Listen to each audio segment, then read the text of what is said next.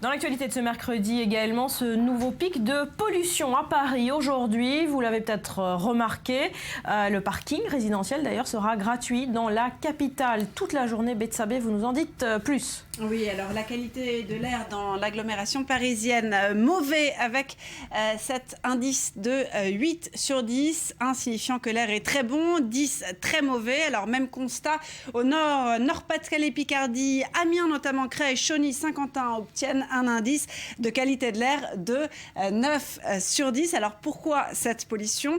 Eh bien une combinaison de conditions météorologiques, une météo qui favorise l'accumulation des polluants, donc qui sont aussi bien émis par le chauffage, le trafic routier que des pratiques telles que l'épandage et la fertilisation des cultures par exemple. Or, cette pollution, eh bien, elle est dangereuse. La concentration des polluants dans l'atmosphère est telle qu'une explosion même de courte durée présente un risque pour la santé des plus sensibles. Alors les mesures, quelles sont-elles?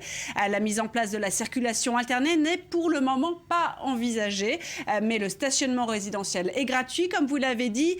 Il n'empêche que la ville de Paris appelle les habitants à se passer autant que possible de leur voiture. Regardez, à privilégier les transports en commun, le covoiturage, les véhicules peu ou pas polluants, comme le vélo. D'ailleurs, en fonction de l'évolution de la situation dans les jours qui viennent, eh bien, d'autres mesures complémentaires pourraient être prises, gratuité d'Autolib ou de Vélib. Et puisque les particules fines affectent les systèmes respiratoires et cardiovasculaires, à noter les précautions à prendre pour les plus sensibles, les femmes enceintes, nourrissons et bien sûr celles souffrant d'insuffisance respiratoire, de maladies cardiovasculaires. Elles sont invitées à éviter les efforts physiques et limiter les déplacements sur les grands axes routiers. Voilà, les enfants, les femmes enceintes et les personnes âgées, vaut mieux s'abstenir de sortir aujourd'hui. Merci Betsabé.